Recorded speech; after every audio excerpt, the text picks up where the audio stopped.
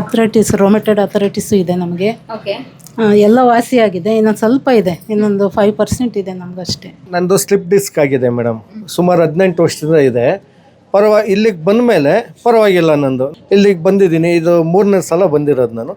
ಪರವಾಗಿಲ್ಲ, ನನಗೆ ಒಂದೊಂದು ಸರಿ 80%ವರೆಗೂ ಕ್ಯೂರ್ ಆಗಿದೆ ಅನಿಸುತ್ತೆ. ಇವ್ರು ಹೇಳಿ ಫಾಲೋ ಅಪ್ ಮಾಡ್ಕೊಂಡು ಹೋಗ್ತಾ ಇದ್ರೆ ಕ್ಯೂರ್ ಆಗುತ್ತೆ. 100ಕ್ಕೆ 200% ಭರವಸೆ ಇದೆ. ಸ್ನೇಹಿತರೆ, ಈ ವಿಡಿಯೋನ ಪ್ರಮೋಷನ್ ಮಾಡೋ ಅವಶ್ಯಕತೆನೇ ಇಲ್ಲ. ಇಲ್ಲಿರುವಂಥ ಕ್ಯೂ ನೋಡಿದ್ರೆ ನಿಮಗೆ ಗೊತ್ತಾಗ್ತಾ ಇದೆ. ಮನೇಲಿರುವಂಥ ಪ್ರತಿಯೊಬ್ಬರೂ ಕೂಡ ಈ ವಿಡಿಯೋ ನೋಡಲೇಬೇಕು. ಪ್ರತಿಯೊಬ್ಬರಿಗೂ ಕೂಡ ಈ ವಿಡಿಯೋ ಯೂಸ್ಫುಲ್ ಆಗುತ್ತೆ. ನಾನು ಕೇಳಬೇಕು, ಇದುವರೆಗೂ ಎಷ್ಟು ಜನನ ಕಾಯಿಲೆ ವಾಸಿ ಮಾಡಿದ್ದಾರೆ, ಕೌಂಟ್ ಮಾಡಿದ್ದೀರಾ ಅಂತ ಹೇಳಿ?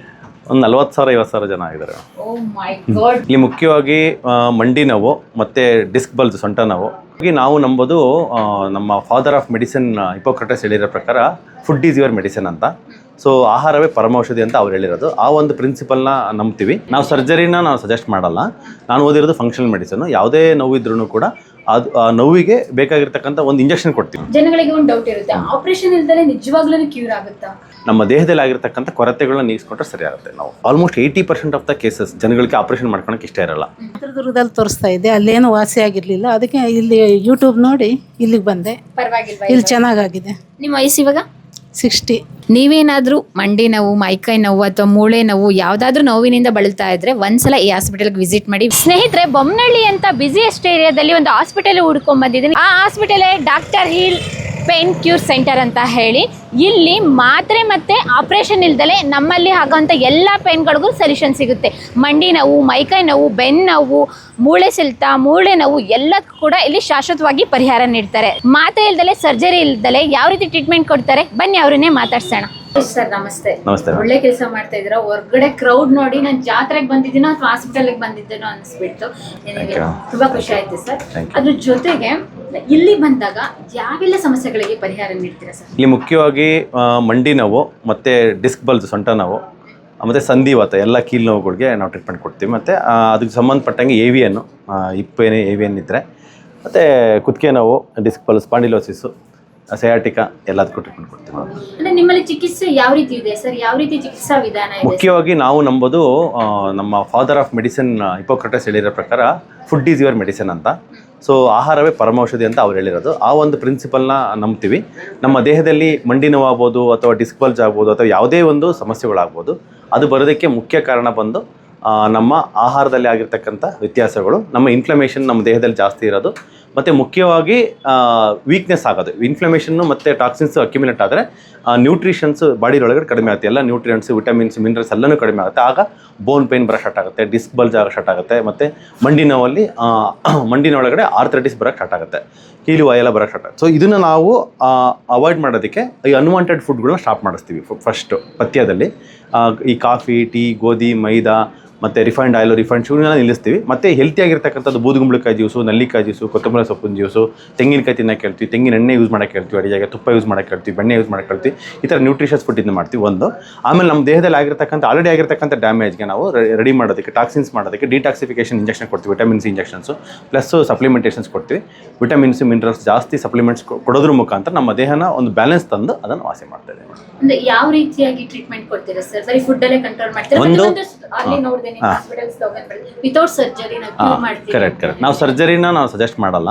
ನಾನು ಓದಿರೋದು ಫಂಕ್ಷನಲ್ ಮೆಡಿಸಿನ್. ಯಾವುದೇ ನೋವಿದ್ರೂ ಕೂಡ ಅದು ನೋವಿಗೆ ಬೇಕಾಗಿರ್ತಕ್ಕಂಥ ಒಂದು ಇಂಜೆಕ್ಷನ್ ಕೊಡ್ತೀವಿ. ಆ ಜಾಗಕ್ಕೆ ಏನಾದರೂ ಒಂದು ಆ ಜಾಗದಲ್ಲಿ ಪೇನ್ ಇದೆ ಅಂತಂದ್ರೆ ಇಂಜೆಕ್ಷನ್, ಮಂಡಿನಲ್ಲಿ ನೋವಿದೆ ಅಂದರೆ ಜೆಲ್ ಇಂಜೆಕ್ಷನ್ ಕೊಡ್ತೀವಿ. ಆ ಒಂದು 3 times 4 times ಮಂಡಿ ಜೆಲ್ ಇಂಜೆಕ್ಷನ್ ಕೊಟ್ಬಿಟ್ಟು, ಮತ್ತು IV-ನಲ್ಲಿ ವಿಟಮಿನ್ ಸಿ ಇಂಜೆಕ್ಷನ್ಸ್ ಕೊಡ್ತೀವಿ. Vitamin C and multivitamin injection ಕೊಡ್ತೀವಿ. ಸ್ವಲ್ಪ ಲಾಂಗ್ ಡ್ಯೂರೇಷನ್ ಕೊಡ್ತೀವಿ, ಒಂದು 3 months 4 monthsವರೆಗೂ ಎವ್ರಿ ವೀಕು ಎವ್ರಿ ಮಂತ್ ನಾವು ಕೊಡ್ತಾ ಹೋದಾಗ ಅದು ಬಾಡಿನಲ್ಲಿ ನಾರ್ಮಲ್ ಆಗ್ತಾ ಹೋಗುತ್ತೆ ಮೇಡಮ್. ಮತ್ತು ಮಾತ್ರೆಗಳು ಇರ್ತದೆ.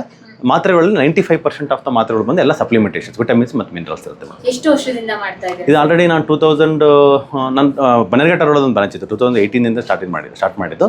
ಇವಾಗ ಇಲ್ಲಿ ಓಪನ್ ಮಾಡಿ 2004 years ಆಯ್ತು ಮೇಡಮ್. ನಾನು ಕೇಳಬೇಕು, ಇದುವರೆಗೂ ಎಷ್ಟು ಜನನ ಕಾಯಿಲೆ ವಾಸಿ ಮಾಡಿದ್ದಾರೆ, ಕೌಂಟ್ ಮಾಡಿದ್ದೀರಾ ಅಂತ ಹೇಳಿ? ಒಂದು 40,000 50,000 ಜನ ಆಗಿದ್ದಾರೆ. ಓ ಮೈ ಗಾಡ್, 40,000. ರೆಗ್ಯುಲರ್ ಆಗಿ ಎಷ್ಟು ಜನ ವಿಸಿಟ್ ಮಾಡ್ತಾರೆ ಇಲ್ಲಿ? ಡೈಲಿ 200 to 250 ಪೇಷಂಟ್ಸ್ ಬರ್ತಾರೆ ಮೇಡಮ್. ಸರ್, ಇವಾಗ ಫಾರ್ ಎಕ್ಸಾಂಪಲ್ ಲೇಡೀಸ್ಗೆ ಅಂತ ಹೇಳಿದ್ರೆ ಮಂಡಿ ನೋವು ಜಾಸ್ತಿ ಇರುತ್ತೆ. ಡಾಕ್ಟರ್ ಹತ್ರ ಹೋದ್ರೆ ಎಲ್ಲರೂ ಹೇಳ್ತಾರೆ ಆಪರೇಷನ್ ಮಾಡಿಸ್ಲೇಬೇಕು ಅಂತ ಹೇಳಿ. ಜನಗಳಿಗೆ ಒಂದು ಡೌಟ್ ಇರುತ್ತೆ, ಆಪರೇಷನ್ ಇಲ್ದಲೆ ನಿಜವಾಗ್ಲೂ ಕ್ಯೂರ್ ಆಗುತ್ತಾ? ಆಪರೇಷನ್ನು ಆಗ್ತಕ್ಕಂಥ ಆಲ್ಮೋಸ್ಟ್ 80% ಆಫ್ ದ ಕೇಸಸ್ ಜನಗಳಿಗೆ ಆಪರೇಷನ್ ಮಾಡ್ಕೊಳಕ್ಕೆ ಇಷ್ಟ ಇರಲ್ಲ. ಇನ್ನು 20% ಜನ ಅದು ಮಾಡಲೇಬೇಕಾದಂಥ ಪರಿಸ್ಥಿತಿ ಬಂದಿರುತ್ತೆ, ಆಗ ಆಪರೇಷನ್ನ ಸರ್ಜರಿ ಸಜೆಸ್ಟ್ ಮಾಡ್ತಾರೆ. ಸೊ ಸರ್ಜರಿ ಮಾಡಿಸ್ಕೊತಾರೆ. ಇನ್ನು 80% ಅವರಿಗೆ ಸರ್ಜರಿ ಪ್ರಿವೆಂಟ್ ಮಾಡ್ಬೋದು, ಮತ್ತು ಪೋಸ್ಟ್ಪೋನ್ ಮಾಡ್ಬೋದು, ಮತ್ತು ಅಲ್ಲಿರ್ತಕ್ಕಂಥ ಆರ್ಥರೈಟಿಸ್ ಆಗಿರ್ತಕ್ಕಂಥ ಸಮಸ್ಯೆನ ನಾವು ವಾಸಿ ಮಾಡ್ಕೋಬೋದು. ಇದಾಗಿರೋದು ಮೈನ್ಲಿ ಬಂದು ನಾನು ಹೇಳ್ದಂಗೆ ಆಹಾರ ಮತ್ತು ಜೀವನ ಶೈಲಿಯಿಂದ. ಅದನ್ನು ಸರಿ ಮಾಡ್ಕೊಳಕ್ಕೆ ನಾವು ವಿಟಮಿನ್ಸ್ ಇಂಜೆಕ್ಷನ್ಸು ಮತ್ತು ವಿಟಮಿನ್ D, B12 ಅವನ್ನೆಲ್ಲ ಇಂಜೆಕ್ಷನ್ಸು ಮಾತ್ರೆಗಳು ಕೊಡೋದ್ರ ಮುಖಾಂತರ ನಾವು ಸರಿ ಮಾಡ್ಕೊಳಕ್ಕೆ ಸಾಧ್ಯ ಇರುತ್ತೆ ಮೇಡಮ್. ತುಂಬಾ ಹಳೆ ಪೈನ್ ಇರುತ್ತೆ. ಎಷ್ಟು ವರ್ಷದ ಪೈನ್ ಇದೆಯೋ ನೋಡಿ. ಇವಾಗ ಒಂದು ವಿಡಿಯೋ ಮಾಡಿದೆ, ಅವ್ರಿಗೆ 67 ವರ್ಷ ವಯಸ್ಸು, ಅವರಿಗೆ 42 ವರ್ಷ ವಯಸ್ಸಿಂದ ಸ್ಟಾರ್ಟ್ ಆಗಿದೆ. 25 ವರ್ಷದ ನೋವಿದೆ. ಆಲ್ಮೋಸ್ಟ್ ಸುಮಾರು ಆಸ್ಪತ್ರೆಗಳಿಗೆಲ್ಲ ಹೋಗಿದ್ದಾರೆ, ಇನ್ಕ್ಲೂಡಿಂಗ್ ಎಲ್ಲ ಥರದ ಡಾಕ್ಟರ್ಗಳು ಮೀಟ್ ಮಾಡಿದ್ದಾರೆ. ಇಲ್ಲಿಗೆ ಬಂದ ಮೇಲೆ ಇವಾಗ 3 months, 3rd month, ಇದು 4th ವಿಸಿಟ್ ಇವತ್ತು. ಅವ್ರಿಗೆ ಆಲ್ಮೋಸ್ಟ್ 80% ಪೇನ್ ಕಡಿಮೆ ಆಗಿದೆ ಅಂತ. ಆ ವಿಡಿಯೋ ಇದೆ, ನಾನು ಕ್ಲಿಪ್ಪಿಂಗ್ ಕೊಡ್ತೀನಿ ಅದು. ಸೊ ಆ ಥರ ಎಲ್ಲರಿಗೂ ಕೂಡ ಅಷ್ಟೇ ಮೇಡಮ್. ಹಳೆ ಪೇನು ಹೊಸ ಪೇನ್ ಅನ್ನೋದಕ್ಕಿಂತ ಮುಖ್ಯವಾಗಿ ನಮ್ಮ ದೇಹದಲ್ಲಿ ಆಗಿರ್ತಕ್ಕಂಥ ಕೊರತೆಗಳನ್ನ ನೀಗಿಸ್ಕೊಂಡ್ರೆ ಸರಿ ಆಗುತ್ತೆ. ನಾವು ಓಕೆ, ಅಲ್ಲಿ ಇಲ್ಲಿಗೆ ಬಂದು ಎಷ್ಟು ದಿನಕ್ಕೆ ಅವರು ನೋವೆಲ್ಲ ವಾಸಿ ಆಗುತ್ತೆ? ಫಸ್ಟ್ ವಿಸಿಟ್ ಅಲ್ಲೇನೆ ಆಲ್ಮೋಸ್ಟ್ 20-30% ಅಷ್ಟು ಪೇನ್ ಕಡಿಮೆ ಆಗ್ಬಿಡುತ್ತೆ. ಆಮೇಲೆ 1 month ಆದಮೇಲೆ ಸೆಕೆಂಡ್ ವಿಸಿಟ್ ಬರ್ತಾರೆ, ಅವಾಗ ಒಂದು 40-50% ಆರಾಮಾಗುತ್ತೆ. ಸೊ ಹಿಂಗೇನೆ ಅವ್ರಿಗೆ ಕರೆಕ್ಟಾಗಿ ಪಥ್ಯ ಫಾಲೋ ಮಾಡಿದರೆ ಮಾತ್ರ ರಿಸಲ್ಟ್ ಬರೋಕ್ಕೆ ಸ್ಟಾರ್ಟ್ ಆಗುತ್ತೆ. ಪಥ್ಯ ಫಾಲೋ ಮಾಡಿಲ್ಲ ಅಂದರೆ ರಿಸಲ್ಟ್ ಬರಲ್ಲ ಮೇಡಮ್. ನಿಮ್ಮನ್ನ ಹೇಗೆ ಸರ್ ಕಾಂಟ್ಯಾಕ್ಟ್ ಮಾಡೋದು? ಮೇಡಮ್, ನಮ್ಮ ವೆಬ್ಸೈಟ್ ಇದೆ, drhill.in ಅಂತ ವೆಬ್ಸೈಟು. ಮತ್ತು ಇದಿದೆ, ಲೈಕ್ ಟೆಲಿಕಾಲಿಂಗ್ ನಂಬರ್ಸ್ ಇದೆ. ಆ ನಂಬರ್ಸ್ ಕಾಲ್ ಮಾಡಿದ್ರೆ ಅಪಾಯಿಂಟ್ಮೆಂಟ್ ಬುಕ್ ಮಾಡ್ಕೊಂಡು ಬರೋದು. Thank you sir, thank you so much sir. ಒಬ್ರು ಪೇಷಂಟ್ ಇದ್ದಾರೆ, ಮಾತಾಡ್ಸೋಣ ಸರ್. ಇವರಿಗೇನು, ಎಲ್ಲಿಂದ ಬಂದಿರೋದು, ಏನು ಏನು ಸಮಸ್ಯೆ ಇದೆ?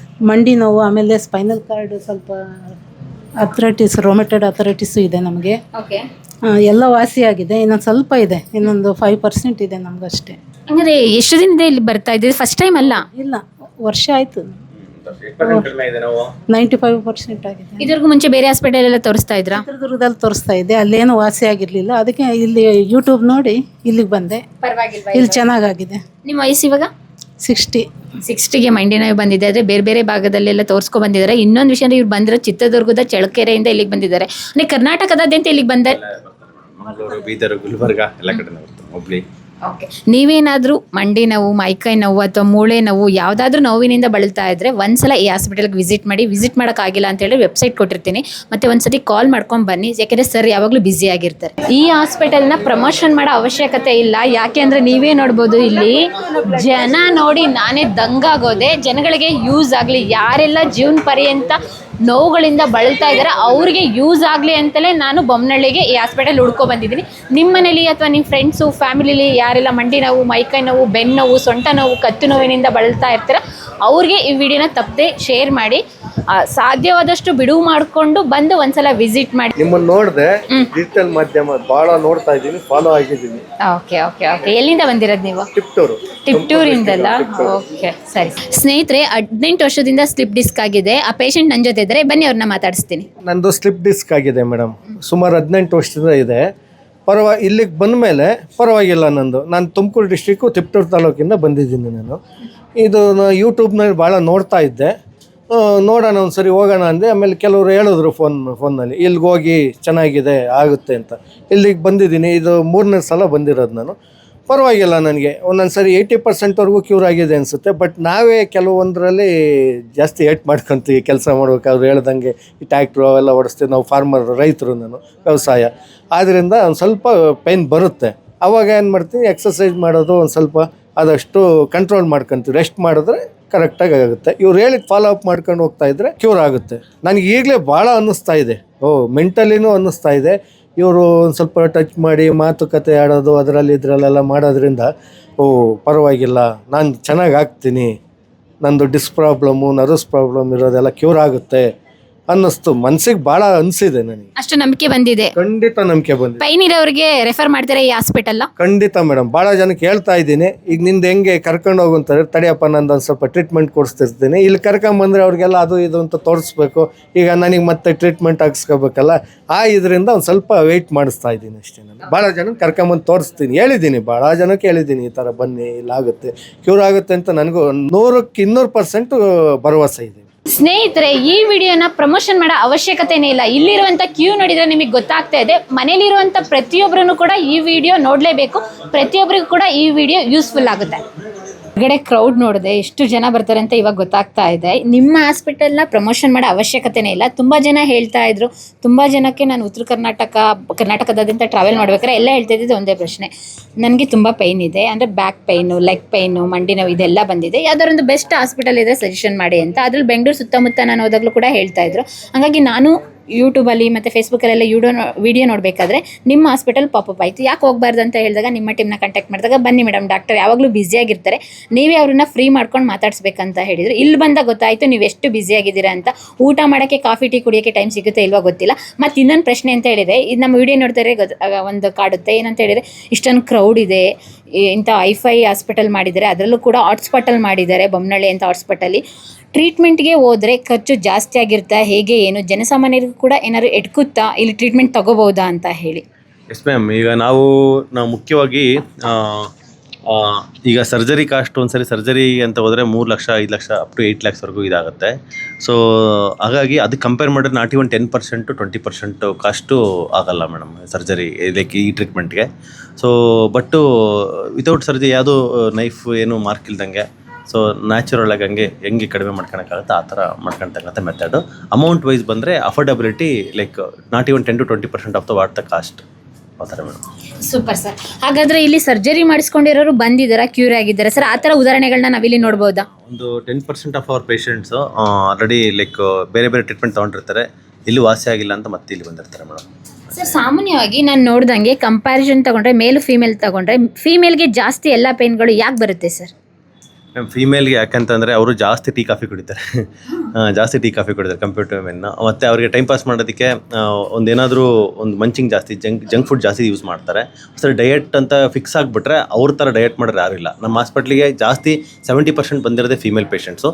ಬಟ್ ಜಾಸ್ತಿ ಸಕ್ಸಸ್ ರೇಟ್ ಇರೋದು ಜಾಸ್ತಿ ಫೀಮೇಲ್ ಪೇಷಂಟ್ಸ್. ಯಾಕೆಂದರೆ ಒಂದ್ಸರಿ ಬಂದು ಅವ್ರಿಗೆ ರಿಯಲೈಸ್ ಆಗಿಬಿಟ್ರೆ ನಾನು ಇಷ್ಟು ಎಲ್ಲ ತಪ್ಪು ಇದು ಮಾಡಬಾರ್ದು ಅಂತ ಕಮಿಟ್ ಆಗಿಬಿಟ್ರೆ ಅವರು ಮಾಡೋದಿಲ್ಲ, ಆ ಥರದ್ದು ಯಾವುದೂ ನೆಗೆಟಿವ್ ಫುಡ್ಡು ತೊಗೊಳೋದಿಲ್ಲ ಒಂದು. ಆಮೇಲೆ ಫೀಮೇಲ್ಗೆ ಏನಂತಂದರೆ ಅವ್ರದ್ದು body hormones every monthly cycles ಆಗೋದ್ರಿಂದ ಹಾರ್ಮೋನ್ಸ್ ವೇರಿಯೇಷನ್ಸ್ ಆಗ್ತಿರುತ್ತೆ. ಹಂಗಾಗಿ ಅವ್ರಿಗೆ ಬೋನ್ ಪೇನ್ ಬರ್ತಕ್ಕಂಥ ಜಾಸ್ತಿ, ಬ್ಯಾಕ್ ಪೇನ್ ಆಗ್ಬೋದು, ಮಂಡಿ ನೋವು ಆಗ್ಬೋದು, ಕುತ್ತಿಗೆ ನೋವು ಇವನ್ ಬರೋದು ಜಾಸ್ತಿ. ಮತ್ತು ಎಸ್ಪೆಷಲಿ 45 ಇಯರ್ಸ್ ಆದಮೇಲೆ, ಮೆನೋಪಾಸ್ ಆದಮೇಲೆ ಅವ್ರಿಗೆ ಬರ್ತಕ್ಕಂಥದ್ದು ಪೇಯ್ನ್ ಜಾಸ್ತಿ ಆಗೋಕ್ಕೆ, ಯಾಕಂದರೆ ಹಾರ್ಮೋನ್ಸ್ ಎಲ್ಲ ಡಿಪ್ಲೀಟ್ ಆಗುತ್ತೆ. ಸೊ ಇನ್ನೊಂದು ಗರ್ಭಕೋಶ ತೆಗೆಸಿರ್ತಕ್ಕಂಥ ಹೆಣ್ಮಕ್ಳು ನಮ್ಮಲ್ಲಿ ಟ್ರೀಟ್ಮೆಂಟ್ ತೊಗೊಂಡು ತುಂಬ ಸಕ್ಸಸ್ ರೇಟ್ ಕಾಣ್ತಾರೆ. ಯಾಕಂದರೆ ಅದಕ್ಕೆ ಒಂದು ಸಪ್ರೇಟ್ ಆಗಿರ್ತಕ್ಕಂಥ ಒಂದು ಸಪ್ರೇಟ್ ಟ್ರೀಟ್ಮೆಂಟ್ ಇದೆ, BHRT ಅಂತ, bio identical hormone replacement therapy ಅಂತ ಮಾಡ್ತೀವಿ. ಅದರಲ್ಲಿ ತುಂಬ ಚೆನ್ನಾಗಿ ರಿಸಲ್ಟ್ ಬರ್ತಾ ಇದೆ. ಮತ್ತು ಅದಕ್ಕಿಂತ ಮುಖ್ಯವಾಗಿ ಈಗ ಹೆಣ್ಮಕ್ಳಿಗೆ ಆಲ್ರೆಡಿ ಅವರು ಹಾಲು ಅಥವಾ ಮೊಟ್ಟೆ, ಈ ಚಿಕನ್ ಅದೆಲ್ಲ ತಿನ್ನುವಾಗ ಅದರಲ್ಲಿ ಇಂಜೆಕ್ಷನ್ ಕೊಟ್ಟಿರ್ತಾರೆ, ಗ್ರೋತ್ ಹಾರ್ಮೋನು ಮತ್ತು ಇದು ಈಸ್ಟ್ರೋಜನ್ ಹಾರ್ಮೋನ್ ಎಲ್ಲ ಇಂಜೆಕ್ಷನ್ಸ್ ಕೊಟ್ಟಿರ್ತಾರೆ. ಅದನ್ನು ನಾವು ಯೂಸ್ ಮಾಡೋದ್ರಿಂದ ಗಂಡು ಮಕ್ಕಳಿಗೆ ಎಷ್ಟು ಡ್ಯಾಮೇಜ್ ಆಗುತ್ತೆ, ಹೆಣ್ಮಕ್ಳಿಗೆ ಡಬಲ್ ಡ್ಯಾಮೇಜ್ ಆಗುತ್ತೆ. ಯಾಕಂದರೆ ಆಲ್ರೆಡಿ ಬಾಡಿನಲ್ಲಿ ಈಸ್ಟ್ರೋಜನ್ ಇರುತ್ತೆ. ಸೊ ಈಸ್ಟ್ರೋಜನ್ ಡಾಮಿನೆಂಟ್ ಆಗಿಬಿಟ್ಟು ಬೋನ್ ಇನ್ನೂ ಜಾಸ್ತಿ ವೀಕ್ ಆಗುತ್ತೆ. ಬೋನ್ ಜಾಸ್ತಿ ವೀಕ್ ಆದಾಗ ಅವ್ರಿಗೆ ಜೊತೆಗೆ ಇದು ಗರ್ಭಕೋಶದಲ್ಲಿ ಗಡ್ಡೆ ಆಗ್ತವೆ, PCOD ಆಗುತ್ತೆ. ಗರ್ಭಕೋಶದಲ್ಲಿ ಗಡ್ಡೆ ಆದಾಗ ಗರ್ಭಕೋಶ ತೆಗಿಬೇಕಂತ ಗರ್ಭಕೋಶ ತೆಗೆದ್ಮೇಲೆ ಇನ್ನೂ ನೋವು ಜಾಸ್ತಿ ಆಗೋಕ್ಕೆ ಚಾನ್ಸಸ್ ಇರುತ್ತೆ. ಸೊ ಆ ಥರ ಇರ್ತಕ್ಕಂಥ ಹೆಣ್ಮಕ್ಳಿಗೆ ನಾವು ಚೆನ್ನಾಗೇ ಇಲ್ಲಿ ರಿಸಲ್ಟ್ ಬರ್ತಾ ಇದೆ ಮೇಡಮ್. ದೂರದಿಂದ ಬಂದಿರ್ತಾರೆ, ತುಂಬ ದಿನಗಳಿಂದ ಪೈನ್ ಇರುತ್ತೆ, ಅಂಥವ್ರು ಏನಾದರೂ ರೆಗ್ಯುಲರಾಗಿ ಬರೋಕ್ಕಾಗಲ್ಲ, ಒನ್ ಟೈಮಲ್ಲಿ ನಾನು ಟ್ರೀಟ್ಮೆಂಟ್ ತೊಗೋಬೇಕು ಅಂತ ಹೇಳಿದವರು ಏನಾದ್ರು ಇಲ್ಲ ಅಡ್ಮಿಟ್ ಮಾಡೋ ಅಂಥ ಅವಶ್ಯಕತೆ ಇದೆಯಾ? ಆ ಥರ ಏನಾದ್ರು ಫೆಸಿಲಿಟೀಸ್ ಇದೆಯಾ ಸರ್ ನಿಮ್ಮಲ್ಲಿ? ಅಡ್ಮಿಷನ್ ಫೆಸಿಲಿಟಿ ಇದೆ ನಮ್ಮ ಹಾಸ್ಪಿಟ್ಲಲ್ಲಿ. ಒಂದು ಅಡ್ಮಿಷನ್ ರೂಮ್ಸ್ ಇದೆ, ಸ್ಪೆಷಲ್ ರೂಮ್ಸ್ ಇದೆ, ನಾರ್ಮಲ್ ಜನರಲ್ ವಾರ್ಡ್ ಇದೆ, ಅಡ್ಮಿಷನ್ ಫೆಸಿಲಿಟಿ ಇದೆ. ಆ ಥರ ನಾವು ನೋಡ್ತೀವಿ. ತುಂಬ ಸಿವಿಯರ್ ಆಗಿದೆ, ಕ್ರಿಟಿಕಲ್ ಆಗಿದೆ ಅನ್ನೋರಿಗೆ ಮಾತ್ರ ನಾವು ಒಂದು 5 days to 10 days ಅಡ್ಮಿಷನ್ ಮಾಡ್ಕೊತೀವಿ ಮೇಡಮ್. ಇಲ್ಲಿ ಆ ಥರ ಜಾಸ್ತಿ ಇದ್ದಾರೆ. ಮತ್ತು ಇವಾಗೊಂದು ಟ್ರೆಂಡು ಕ್ರಿಯೇಟ್ ಆಗಿದೆ ಸರ್, ಯಾವುದೇ ಹಾಸ್ಪಿಟಲಿಗೆ ಹೋದ್ರು, ಯಾವುದೇ ಟ್ರೀಟ್ಮೆಂಟ್ ತೊಗೊಳೋದಾದ್ರೂ ಕೂಡ ಇನ್ಶೂರೆನ್ಸ್ ಎಲ್ಲರ ಹತ್ರ ಇರುತ್ತೆ. ಏನಾದರೂ ಇನ್ಶೂರೆನ್ಸ್ ಇಲ್ಲಿ ಅಪ್ಲೈ ಆಗುತ್ತಾ? ರಿಯಂಬರ್ಸ್ಮೆಂಟ್ ಸಪೋರ್ಟ್ ಆಗುತ್ತೆ ಮೇಡಮ್, ರಿಯಂಬರ್ಸ್ಮೆಂಟ್ ಸಪೋರ್ಟ್ ಆಗುತ್ತೆ. ಕ್ಯಾಶ್ಲೆಸ್ ಇಲ್ಲ. ಇದಕ್ಕೆ ಕ್ಯಾಶ್ಲೆಸ್ ಮಾಡೋದಕ್ಕೆ ನಮ್ಮ ಹಾಸ್ಪಿಟಲ್ನ ಸ್ವಲ್ಪ ದೊಡ್ಡದು ಮಾಡಬೇಕು, ದೊಡ್ಡದು ಮಾಡಿ ICU OT ಎಲ್ಲ ಮಾಡಿಕೊಂಡು ಅದಾದಮೇಲೆ ಕ್ಯಾಶ್ಲೆಸ್ಗೆ ನಾವು ಅಪ್ಲೈ ಮಾಡ್ಕೊತೀವಿ ಮೇಡಮ್. ಇಲ್ಲ ಸರ್, ದೊಡ್ಡದು ಮಾಡಲೇಬೇಕು. ಇಲ್ಲಿನ ಕ್ರೌಡ್ ನೋಡಿದರೆ ನನಗೆ ಅನ್ನಿಸ್ತಾ ಇದೆ, ಖಂಡಿತ ದೊಡ್ಡದು ಮಾಡಿ ಅಂತ ಕೇಳ್ಕೊಳ್ತೀನಿ. ಯಾಕಂತ ಹೇಳಿದರೆ ಇವಾಗಿನ ನಮ್ಮ ಜನ್ರೇಷನ್ ಹೇಗಿದೆ ಅಂತ ಹೇಳಿದರೆ, ಓಲ್ಡ್ ಏಜ್ಗೆ ಅವಾಗೆಲ್ಲ ಪೈನ್ ಬರ್ತಾಯಿತ್ತು. ಇವಾಗ ಅಂತ ಹೇಳಿದರೆ ಯಂಗ್ ಏಜ್ಗೆ ಎಲ್ಲ ಪೈನ್ಗಳಿಂದ ಬಳಲ್ತಾ ಇದ್ದಾರೆ. ಯಾಕೆಂದರೆ ಫೋನ್ಗಳು ಜಾಸ್ತಿ ಯೂಸ್ ಮಾಡ್ತೀವಿ, ಲ್ಯಾಪ್ಟಾಪ್ ಯೂಸ್ ಮಾಡ್ತೀವಿ, ಇಡೀ ದಿನ ಪೂರ್ತಿ ಕೂರ್ತೀವಿ. ಫಿಸಿಕಲ್ ವರ್ಕೌಟ್ಗಿಂತ ಮೆಂಟಲ್ ವರ್ಕೌಟ್ ಜಾಸ್ತಿ ಆಗಿದೆ. ಹಾಗಾಗಿ ಪೈನ್ ಸಹಜವಾಗಿ ಬರುತ್ತೆ, ಅದಕ್ಕೊಂದು ಸೊಲ್ಯೂಷನ್ ಬೇಕಲ್ಲ. ಹಂಗಂತ ಹೇಳ್ಬಿಟ್ಟು ನಾವು ಇಂಜೆಕ್ಷನ್ನು ಕಂಪ್ಲೀಟಾಗಿ ಆಪ್ರೇಷನ್ ಮೊರೆ ಹೋಗೋದ್ರ ಬದಲು ಒಂದ್ಸಲ ಡಾಕ್ಟರ್ನ ಕನ್ಸಲ್ಟ್ ಮಾಡಿ ನಿಮಗೆ ಗೊತ್ತಾಗುತ್ತೆ ರಿಸಲ್ಟ್ ಹೇಗೆ ಬರುತ್ತೆ ಅಂತ ಹೇಳಿ. Thank you sir. ಪ್ರಿಯ ವೀಕ್ಷಕರೇ, ನಾವು ತೋರಿಸುತ್ತಿರುವ ಇತಿಹಾಸದ ಕಥೆಗಳು ಕನ್ನಡದ ಕಲೆ, ಸಾಹಿತ್ಯ, ಸಂಸ್ಕೃತಿ, ಜನಜೀವನ, ಇತಿಹಾಸ ಸೃಷ್ಟಿಸಿದ ಜನಸಾಮಾನ್ಯರ ಅಸಾಮಾನ್ಯ ಕಥೆಗಳು ನಿಮಗೆ ಇಷ್ಟ ಆಗಿದ್ಯಾ? ಹಾಗಿದ್ರೆ ವಿಡಿಯೋ ನೋಡಿ ಸುಮ್ಮನಾಗ್ಬೇಡಿ, ಶೇರ್ ಮಾಡಿ, ಸಪೋರ್ಟ್ ಮಾಡಿ, ನಮ್ಮೊಂದಿಗೆ ಜೊತೆಯಾಗಿ. ಇದು ನೀವೇ ಬೆಳೆಸಿದ ನಿಮ್ಮ ನೆಚ್ಚಿನ ಡಿಜಿಟಲ್ ಮಾಧ್ಯಮ. ಇನ್ಮುಂದೆ ನಿಮಗಾಗಿ ಇನ್ನಷ್ಟು ವಿನೂತನ ಶೈಲಿಯಲ್ಲಿ ಬರಲಿದೆ. ನೈತಿಕ ಬೆಂಬಲದ ಜೊತೆಗೆ ಆರ್ಥಿಕ ಬೆಂಬಲ ನೀಡಿ. ನಿಮ್ಮ ಬೆಂಬಲವೇ ನಮಗೆ ಪ್ರೇರಣೆ, ಸ್ಫೂರ್ತಿ ಕೂಡ. ನಿಮ್ಮ ಬೆಂಬಲದೊಂದಿಗೆ ನಮ್ಮ ಪಯಣ ಮುಂದುವರಿಯುತ್ತಿದೆ. ಸಾಮಾಜಿಕ ಬದಲಾವಣೆಗೆ ಜೊತೆಯಾಗಿ ನಮ್ಮ ಮುಂದಿನ ಪೀಳಿಗೆಗೆ ಕರ್ನಾಟಕದ ಇತಿಹಾಸ ಉಳಿಸೋಣ.